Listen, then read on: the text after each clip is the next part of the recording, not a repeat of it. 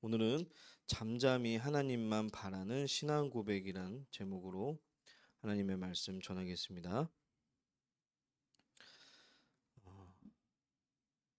우리가 세상을 살다 보면 억울하고 답답한 일을 겪는 경우가 참 많이 있습니다. 저도 어렸을 때 이제 그런 일이 많이 있었습니다. 억울한 일이요. 무슨 일이었냐면 어떤 일을 하지 않았는데 이제 그것을 했다고 저희 어머니께서 이제 지레짐작으로 이렇게 넘겨짚으시면서 얘기하실 때 굉장히 억울했던 기억이 나요. 그래서 제가 좀 성장해서 어머니한테 그런 말씀을 했습니다. 어머니, 누구 말도 믿지 마시고 제가 어머니한테 직접 하시는 말만 믿어 주십시오. 그리고 앞으로는 넘겨짚지 마시고 지레짐작으로 말씀하지 마시고 오직 아들인 제 말만 믿어 주십시오라고 얘기했던 그런 기억이 있습니다. 우리가 근데 특히 이제 신앙인으로서 이제 살아갈 때 경건하고 아주 올곧게 살아가려고 애를 쓰는데도 불구하고 오히려 우리가 공경에 처하는 경우도 많이 있습니다. 오늘 시편은 이런 사람들을 향해서 경건한 기도자가 권면을 해주는 그러한 형식으로 말씀이 되어 있는데요. 어렵고 힘든 일을 당할 때, 힘겨운 일을 당할 때 우리는 가장 먼저 어떤 행동을 할까요? 어떤 행동? 혹시 어떤 이제 불신자들처럼 곧바로 실망하고 좌절하며 내 안에 있는 그런 불편한 것을 공격성으로 드러내지는 않으신가요? 여기 계신 분들은 그러한 상황일 때 가장 먼저 하나님을 향해 부르짖어야 합니다. 왜냐하면 하나님만이 우리의 보호자가 되시고 우리의 인도자가 되시기 때문입니다. 그런데 그 다음이 문제입니다. 무엇이 문제냐? 부르짖은 그 다음에 무엇을 해야 합니까? 무엇을? 오늘 말씀에 보니까 기도자는 하나님 앞에서 잠잠하라고 권면하고 있습니다. 우리가 부르짖을 때에는 아무것도 들리지 않고 아무것도 보이지가 않습니다. 여기 기도들 많이 하시잖아요. 기도하실 때 뭐 예를 들어요. 어떤 일에 대해서 기도를 했어요. 그런데 바로 하나님께서 그래. 네 기도에 응답할게 하면서 응답을 주시거나 말씀을 주시거나 어떤 마음을 주시거나 어떤 사람을 통해서 이렇게 일을 진행하려고 바로바로 그게 다 되셨나요? 기도의 응답에는 보통 종류가 세 가지가 있습니다. 예스가 있고요. 노가 있고요. 웨이트가 있는데 이게 뭐냐면요. 예스면 이게 우리가 기도하는 것이 하나님의 뜻에 합했을 때 하나님께서도 바로 그래 좋다라고 얘기해 주시겠죠. 근데 우리가 기도를 했을 때 하나님께서 아니다라고 얘기하시는 게 있습니다. 또한 우리가 기도했을 때 하나님께서 기다림을 얘기하시는 경우가 있습니다. 보통 사람들은 그렇게 생각하죠. 노라고 얘기하신 것은 하나님의 응답인데 노라고 얘기하신 것에 대해서 하나님께서 아니다라고 얘기하신 것에 대해서 기도의 응답을 못 받았다. 그러니까 그거는 그거죠. 내가 이미 답은 정해놓고 하나님께서 이루어주세요. 이렇게 하는 거예요. 이게 아니죠.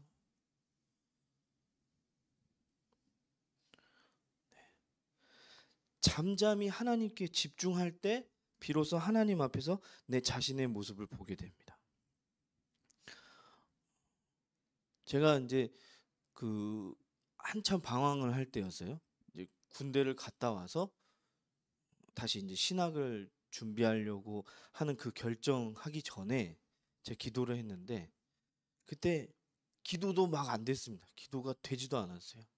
그냥 가만히 앉아 있다가 새벽 기도 끝나고 가만히 앉아 있다가 오고 막 그랬는데 새벽 기도 시작한 지 한 3일 되던 날 하나님 앞에 그날도 이제 조용하게 기도를 하는데 그날은요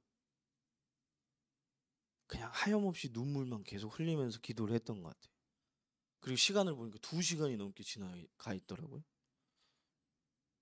근데 그런 잠잠함 속에 하나님께서 막 기도를 하게 해주시고 옛날에 제가 잘못했던 것들을 기억나게 해주시고 그걸 진짜 영화관에서 이렇게 보는 것처럼 쑥 지나가게 해주시더라고요. 그러면서 눈물을 막 흘리면서 기도를 했던 그런 적이 있습니다. 제가 방금 말씀드렸던 잠잠히 하나님께 집중할 때 비로소 하나님 앞에서의 내 모습을 바라보게 되는 것이죠. 그리고 거짓되고 사악하다고 판단하던 그런 대적들의 모습이 자신 안에도 있음을 깨달을 수 있습니다. 그렇게 하나님 앞에서 내 자신을 스스로 바닥까지 성찰을 할 때 우리 그 존재의 한없이 가벼움을 우리는 깨닫게 되는 것입니다. 그리고 하나님 앞에서 겸손해지고요. 오로지 하나님만이 나의 삶의 구원자이심을 그리고 그 권능은 오로지 하나님께만 있음을 고백하게 됩니다. 바로 그때 우리의 가치관이 바뀌게 되는 것이죠. 무한하신 하나님과 그분의 그 나라에 대한 가치관을 우리는 갖게 되는 것입니다. 누구나 흔들릴 수는 있습니다. 누구나 흔들릴 수는 있어요. 흔들리기에 살아갑니다. 흔들리지 않으면요. 이게 바람의 영향에 따라 이렇게 흔들려야 되는데 흔들리지 않고 버티면 어떻게 될까요?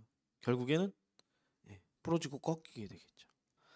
꺾여서 넘어질 것입니다. 흔들리되 넘어지지 않는 비결은 하나님 앞에서 잠잠히 내 자신을 성찰하고 구원의 소망을 하나님께 두는 것입니다. 인자하신 하나님 앞에서 우리도 신실해야 합니다. 이 올바른 관계가 우리의 영혼을 더욱더 견고하게 해줄 것입니다. 오늘 본문에는요 여러 가지 별명을 가지고 있어요. 신뢰의 고백, 그리고 탄식, 교훈 등 다양한 요소로 구성되어 있기 때문에 오늘 시편은 신뢰시, 그리고 탄식시, 교훈시 등으로 불리기도 합니다. 오늘 시편의 전반부는요 신뢰의 그 경향이 강하고 후반부는 교훈의 경향이 강하게 나타납니다. 그러나 오늘의 그 본문 개인의 그 신뢰로 보는 것이 더 이제 맞을 것 같은데요. 그 이유는 이 신뢰 시에는 다른 사람에게 교훈을 주는 지혜시의 요소가 강하게 나타나는데 이 시편은 하나님에 대한 신뢰가 주를 이루는 1절에서 7절과 하나님에 대한 신뢰를 교훈하는 8절 그리고 12절의 두 부분으로 그 내용이 이루어져 있기 때문입니다.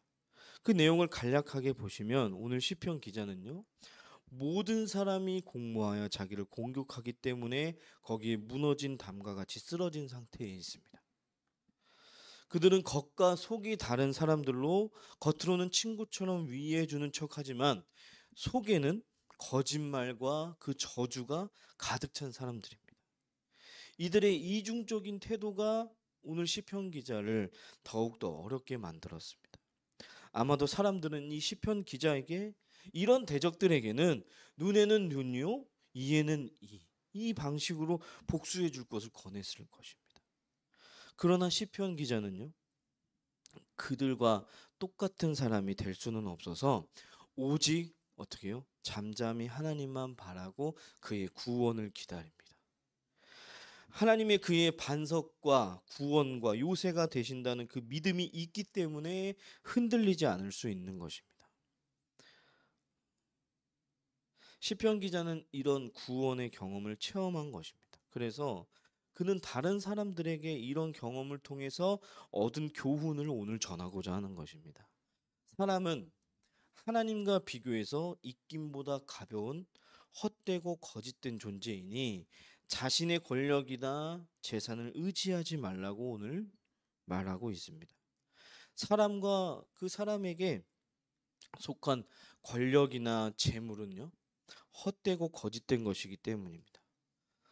그리고 반면에 시편 기자는 모든 것을 행하실 수 있는 권능을 가지시고 또 사람을 사랑하사 그 능력을 가까이 행하시는 하나님만 의지하라고 우리에게 말해주고 있습니다. 사람이 행한 그대로 공의로 보응하시는 인과 응보의 하나님을 신뢰하라고 말씀하고 있는 거예요. 이런 하나님을 신뢰한다면 우리는 어떤 극한 환난에서도 잠잠히 하나님의 그 구원을 기다릴 수 있을 것입니다. 오늘 말씀을 통해서 제가 전해드리고 싶은 것은 바로 하나님만 바라보는 사람, 즉 하나님의 사람은 어떤 사람인가 하는 것입니다. 하나님의 사람은요, 믿음으로만 사는 존재입니다. 믿음으로만 사는. 그리고 그러므로 그 사람의 믿음이 흔들리면 그 인생이 흔들립니다. 자꾸 옛날 얘기해서 죄송한데요. 제가 20살 때 이제 대학을 지방으로 내려가면서 자유를 만끽하게 됐어요. 근데 그때 믿음이 딱 흔들렸습니다. 혼자 지방에 있고 아무도 터치를 안 하니까요. 제재를 안 하니까요. 이제 교회도 안 가게 돼요. 주일 성수를 안 하게 됩니다. 그리고는 이제 부모님한테 전화해서 이제 주일날 아침에 교회 와서 예배 드렸어요. 그리고 거짓말을 했던 그 1년의 시기가요. 제 믿음의 상태를 완전히 그냥 송두리째 바닥으로 내려놓는 심각한 일이 벌어졌는데, 이게 정말 믿음이 흔들리니까요. 제 삶이 막 흔들리더라고요. 그리고는 누군가 이것을 돌려주지 않은 채 그런 그 망가진 상태에서 군대를 갔어요. 망가진 상태에서요. 근데 그 군대에서 제가 이제 군종도 했는데, 대대에서 군종병을 했는데요. 그러면서 제가 찬양 인도를 시작하게 됐습니다. 별로 이렇게 하고 싶은 생각이 없었는데요. 계속 끈질기게 사람을 통해서 하나님이 말씀을 하시더라고요. 너가 해야 된다. 이게 그 한 사람만 그랬으면 제가 단호히 거절했을 텐데요. 여러분의 사람들이, 여러 명의 사람이 저한테 이제 얘기를 하시더라고요. 그러면서 맡게 되었고, 이제 찬양 인도를 이제 전역할 때까지 계속 하게 되었는데, 그때 그런 얘기를 해주셨어요. 너가 원해서 하는 것이 아니고, 네가 네 뜻대로 하는 것이 아니고, 내가 너를 세웠기 때문에 할 수 있는 것이다. 그런 말씀을 해주셨어요. 근데 제가 그땐 굉장히 되게 하나님께 뭐라 그럴까요? 죄송했습니다. 왜냐하면 제 믿음의 상태를 그때 당시 저도 알았기 때문에, 저를 쓰신다? 이렇게 망가진 놈을? 그런 생각을 가지고 있었기 때문에 제가 섣불리 하겠습니다라고 대답을 못했거든요. 네.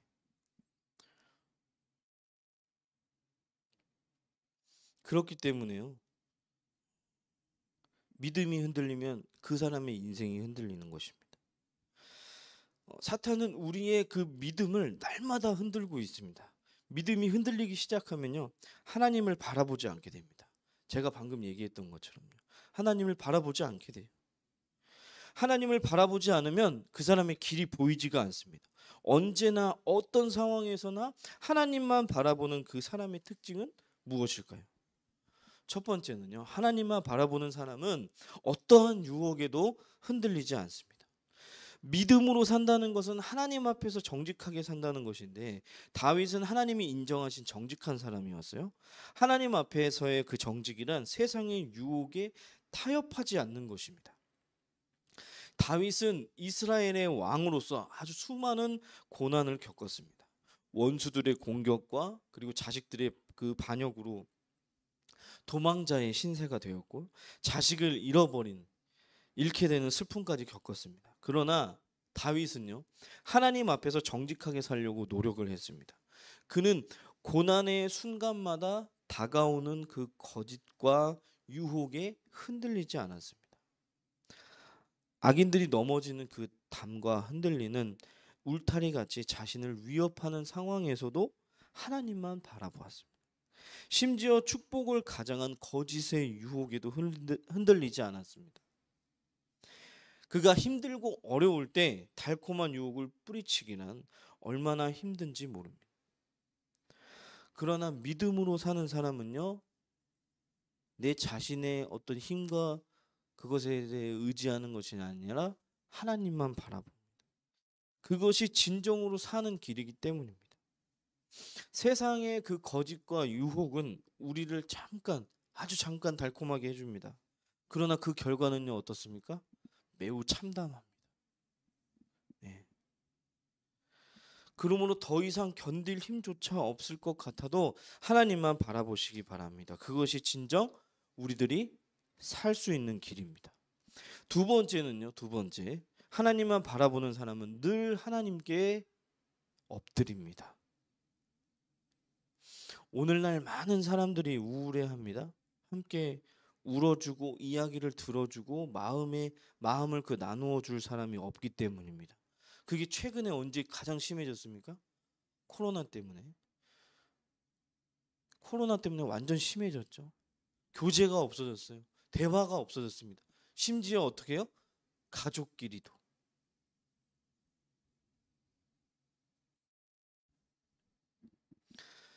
대화가 부족한 것은 현재 시대의 가정도 마찬가지입니다. 요즘에요, 제 주변에 이제 딸 가진 그 부모님들 계시는데, 저보다 이제 연배는 많으시죠. 이제 그분들한테 물어보면 다 똑같은 얘기를 하세요. 다 무슨 상황이냐면 딸이 사춘기에 있습니다. 이 아빠들이요, 갈 곳이 없는 거예요. 왜냐면 이제 아내분들도 이제 보통 아내분들은 남편분들은 이제 고리타분하게 생각하시잖아요. 그리고 이제 딸한테 좀 이렇게 위로를 받으려고 갔는데 딸이 사춘기라 벽이 그냥 쳐진 거예요. 그렇게 아빠를 좋아하고 아빠의 살이 닿아야 잠들던 그 딸 아이가 사춘기가 딱 오니까 뭐라고 해요? 노크하세요. 노크하지 않으셨다면 들어오지 마세요. 노크 안 하고 들어갔다가는 큰일 납니다. 다 그런 얘기를 하시더라고요. 네. 그나마 아들이 조금 난 것 같아요. 그때는요. 딸 가진 그 부모님들 다 그러시더라고요. 딸이 사춘기가 왔을 때 엄마는 괜찮아요. 왜냐면 딸이 이제 같은 이제 여성이니까 엄마랑은 대화가 그나마 되는데 아빠는 아예 대화에 단절이 됩니다. 네. 이 가정에서도 일어난다는 거예요. 교회 공동체도요, 점점 개인 중심이 되어가고 있습니다. 예배만 드리고 조용히 갑니다. 성도의 교제가 없어요. 성도와의 교제는 하나님과의 교제가 먼저 회복될 때 가능합니다. 제가 군대를 전역하고 나서 사람들을 보기 싫어가지고요. 왜냐면 사람 만나면 또 막 이렇게 옛날 얘기하고 너 왜 이렇게 사니? 좀 제대로 다시 옛날처럼 돌아와라 이런 얘기 할까봐 예배만 드리고 막 도망갔던 그런 기억이 있습니다. 그러니까 뭐예요? 하나님과의 교제가 단절됐으니까 사람들과의 교제도 안 되는 거예요. 하나님은 우리와 늘 대화하시기를 원합니다. 그렇기 때문에 기도는요, 우리가 하나님과 교제하는 통로라고들 많이들 말을 하죠. 다윗은 늘 하나님을 의지하고 그 앞에 마음을 토하라고 말합니다. 아무리 힘들어도 우리가 마음을 열어놓을 수 있는 그런 좋은 친구가 있다면 그 사람에게는 그게 뭐예요? 복이죠. 예, 복입니다. 그러나 사람은요, 완전하지 않습니다. 서로가 다 부족합니다. 그렇기에 우리에게는 하나님밖에 없습니다. 하나님께 마음을 다 토해내십시오. 토로하십시오. 참된 위로와 힘을 얻으실 것입니다. 세 번째는요, 하나님만 바라보는 사람은 권세에 흔들리지 않습니다. 돈이 없는 사람은 늘 뭐만 생각해요? 돈만 생각합니다. 힘이 없는 사람은 힘 있는 사람을 찾습니다.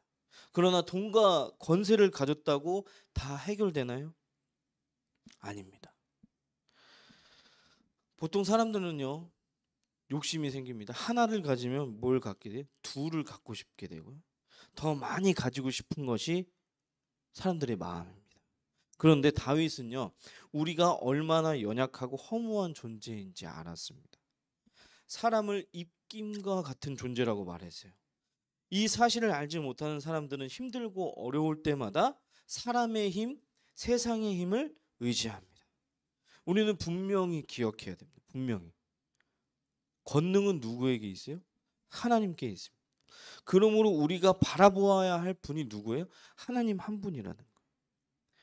힘들고 어려운 순간에 세상의 그 권세와 힘을 찾지 말고 먼저 하나님께 엎드려서 하나님을 구하십시오. 세상의 힘과 권세는 하나님 앞에 그저 입김처럼 사라지기 때문입니다. 오늘 본문에서 우리가 하나님만 믿고 의지하고 기다릴 수 있도록 도와주는 세 가지 확신을 담고 있는데요. 하나님은 우리의 구원이 되시며, 하나님은 우리의 소망이 되시며, 하나님은 우리의 변호가 되신다는 확신입니다. 첫 번째, 하나님은 우리의 구원이 되신다. 여기서 말하는 구원은요, 죄로부터의 구원이 아니라 위험으로부터의 구원을 의미합니다. 오직 주만이 나의 반석이시요 나의 구원이시요 나의 산성이시니 내가 크게 요동치 아니하리로다. 제가 좋아하는 찬양에도 이 성경 구절이 그대로 쓰인 찬양이 있는데요. 다윗의 적들은요, 여전히 그를 쫓아오고 있었습니다. 사울은 여전히 그를 어떻게 해요? 죽이고자 했습니다. 그럼에도 다윗은 말합니다. 나는 주님을 기다릴 것입니다. 도망다니느라 내 자신을 잃어버리지 않을 것입니다. 주님으로부터 내 구원이 나오기에 나는 주님을 기다릴 것입니다. 이 말은요, 오늘날 이 시대를 살아가고 있는 우리들에게도 적용이 됩니다. 우리는 위험한 그 세상에 살고 있습니다. 골목길을 돌아서는 순간 무엇이 우리를 기다릴지 알 수가 없습니다. 그러나 우리에게는 하나님이 우리의 반석이며 구원이시라는 그 확신이 있습니다. 두 번째, 하나님은 우리의 소망이 되어 주신다. 우리 성도님들은 어디에서 소망을 찾으시나요? 어디에서? 내 자신이나 내 지갑 혹은 은행 계좌 아니면 친구에게서 찾으시나요? 앞날이 어둡고 불투명할 때 어디를 바라보시나요? 다윗은 하나님을 바라보았습니다. 나의 영혼아 잠잠히 하나님만 바라라. 나의 소망이 저에게서 나오는도다. 세 번째요. 하나님은 우리의 변호가 되어 주신. 우리가 증인이지 재판관이 아니라는 사실은 우리를 압박과 짐에서 놔줍니다. 우리는 자신을 변호하기 위해 여기 있는 것이 아닙니다. 우리의 변호는요, 하나님께서 해주십니다. 하나님이 각 사람에게 그 행한 대로 보응하시되, 그러니까 오늘 우리 성도님들이 사람이나 일이나 상황으로 인해서 어려움을 직면했다면 하나님을 기다리십시오. 우리의 구원과 우리의 소망과 우리에게 변호가 하나님께로부터 나오기 때문입니다. 우리에게 어려움이 닥치면 하나님을 보기 전에 얼마나 자주 해답을 찾아서 당신 자신이나 다른 사람들을 보시나요? 하나님을 보고 기다리시면 하나님께서 함께 하실 것입니다. 하나님을 최우선으로 삼고 하나님이 당신을 대신해서 역사하시기를 기다리시기 바랍니다. 우리들의 인생에는요, 고난이 끊이지 않습니다.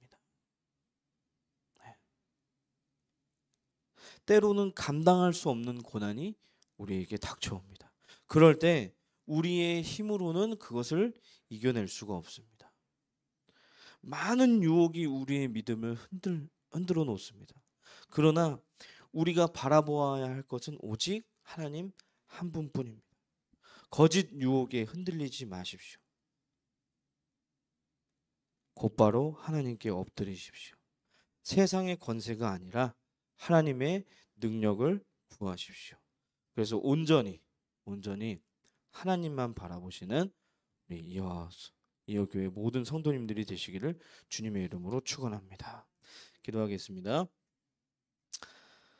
하나님 감사합니다. 오늘도 거룩한 이곳에서 예배하게 하시니 감사합니다. 이 시간 우리가 말씀을 통하여 우리들의 모습을 되돌아봅니다.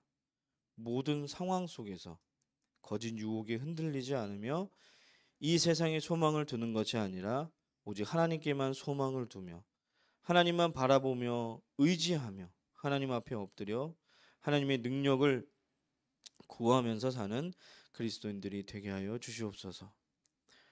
특별히 주님 사랑하시는 우리 이어교회 우리 모든 성도님들, 세상 유혹에도 흔들리지 않는 그 믿음과 신앙으로 굳건히 서게 하여 주시고 오직 말씀으로 세상을 이겨내는 성도님들이 되게 하여 주시옵소서.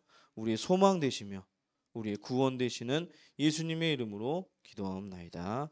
아멘.